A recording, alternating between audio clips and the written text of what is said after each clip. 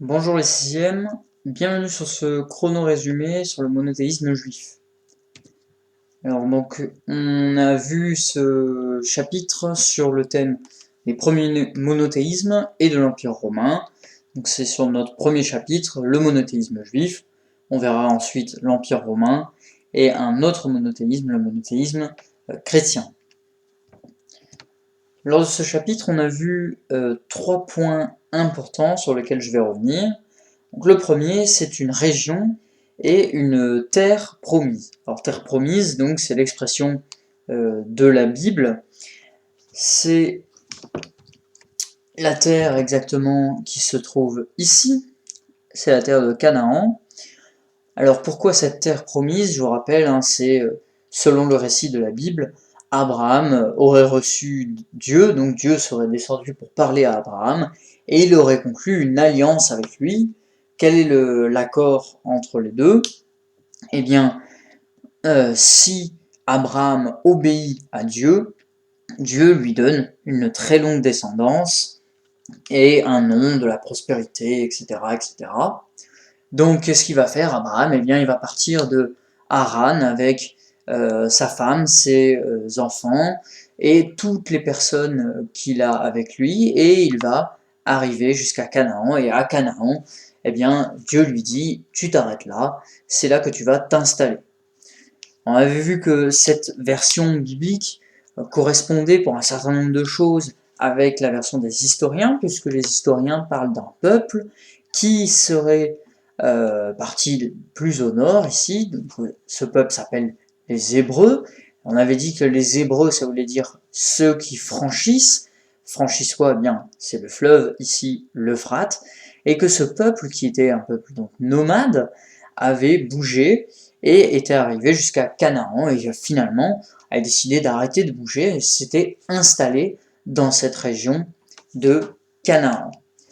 Donc ce peuple, ce sont les Hébreux, c'est le peuple qui s'est installé dans la région de Canaan. Ensuite, on a vu, deuxième grand point, que c'était un peuple exilé et dispersé. Alors on a vu au cours de l'histoire, donc après s'être installé à Canaan, les Juifs ont réussi à créer un royaume. On avait vu que c'était débattu pour les historiens parce qu'on avait très peu de sources, mais que une stèle égyptienne, une inscription égyptienne parlait d'un royaume, effectivement, sous le nom d'un roi qui s'appelait David. Et donc avec les indications de la Bible, on rappelle que la Bible c'est une source historique parce qu'on n'a pas forcément beaucoup d'autres sources, et bien la Bible ainsi que des recherches archéologiques donnaient à peu près ce tracé pour un royaume hébreu vers le Xe siècle avant Jésus-Christ. Et on avait dit que ce royaume s'était divisé en deux, avec d'un côté Israël au nord puis Juda au sud, et que profitant de ces divisions, on a deux empires polythéistes.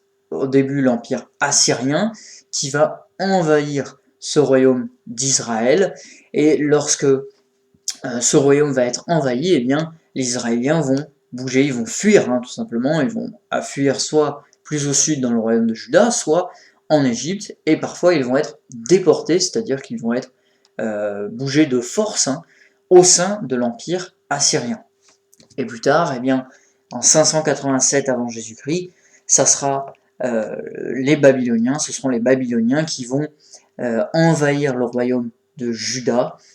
Et là, on va avoir le même phénomène avec un exil, une fuite des Hébreux en Égypte, et aussi une déportation dans Babylone.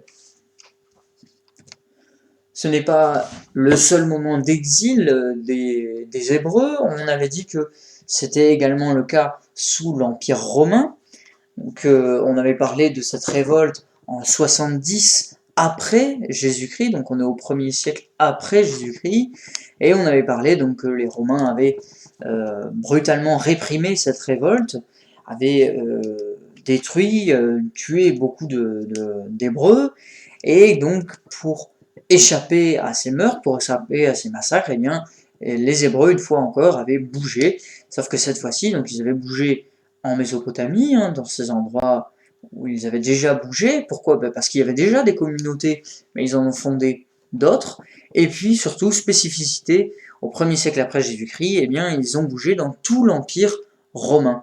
Donc ils ont bougé en Asie mineure, ils ont bougé en Europe, un peu partout, en Europe de l'Est, en Europe du Sud, même vraiment dans le nord de l'Europe, et même en Afrique du Nord, et que à ces nouveaux endroits où est-ce qu'ils se sont installés, eh bien ils ont formé des communautés, ils se sont rassemblés ensemble, mais ils sont plus unis sur cette terre qui est considérée comme leur terre pour les Juifs. Ils sont maintenant dispersés partout sur l'Europe et en Afrique.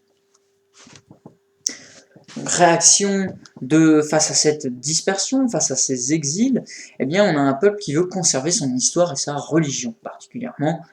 Ce peuple veut préserver donc son histoire, sa religion, et va faire en sorte de le faire. Il le fait d'abord par la Bible. On avait vu donc que pour les Juifs, donc la Bible c'est ça, un livre c'est ça, donc c'est une sorte de rouleau. Et donc on avait vu aussi que la Bible ce n'était pas que un livre comme on l'imaginait, c'est un ensemble de livres, donc avec des sous-ensembles. On avait vu par exemple que la Bible, eh bien, ça comprenait la Torah, qui avait comme sous-ensemble eh bien, la Genèse, l'Exode, le Lévitique, les Nombres, le Deutéronome. Ça avait encore d'autres livres, les prophètes, avec encore des sous-ensembles, etc., etc. Donc la Bible, on avait dit, c'était un recueil de livres, et non pas un seul grand livre. Ensuite, on a vu que les Hébreux avaient également pris des décisions radicales pour imposer le monothéisme. Donc je rappelle, le monothéisme, c'est le fait de croire en un seul Dieu. Mono, ça veut dire un seul. Poly, ça veut dire plusieurs. Théisme, théo, c'est Dieu. Donc on ne croit en un seul Dieu, et j'avais parlé, vous aviez vu en activité, du roi Josias, le roi Josias, donc qui était le roi de Juda, et eh bien, ayant eu peur de l'invasion des Assyriens, de perdre leur religion, de perdre leur histoire, eh bien, ce roi de Juda avait imposé par la force le monothéisme. On avait vu que eh bien, il avait ordonné la destruction de tous les temples, de toutes les sculptures, de tout ce qui faisait référence au polythéisme. Il avait même ordonné qu'on brûle les prêtres polythéistes pour donc imposer ce monothéisme dans le but eh bien, de le conserver, de le préserver. C'est un acte évidemment très radical, mais voilà, c'est ce qu'a fait le roi Josias, et c'est aussi donc la rédaction de la Bible qui se fait du 8e siècle au 2e siècle après Jésus-Christ, donc une rédaction très longue, et cette rédaction eh bien, elle commence après l'invasion de l'Assyrie sur le royaume d'Israël. Elle continue avec Josias. On avait vu également que les Juifs avaient imposé un certain nombre de règles, des règles très strictes. On avait vu qu'il y en avait au total 613 mitzvot, et que ces règles, donc, malgré qu'il y en ait 613, en réalité, les Juifs en appliquaient une soixantaine, entre guillemets. Et parmi ces règles, eh bien, on avait vu par exemple le Shabbat, c'est-à-dire le fait que le samedi, les Juifs n'ont pas le droit de travailler.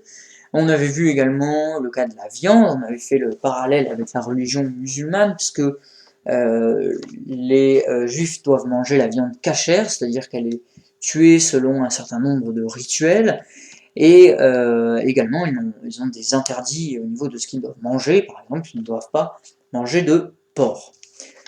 On avait vu également, en plus des règles, un certain nombre de fêtes, des fêtes religieuses, et ces fêtes religieuses, elles étaient là pour rappeler des passages de la Bible. On avait vu, il me semble, Shavuot par exemple, et il y en avait bien d'autres.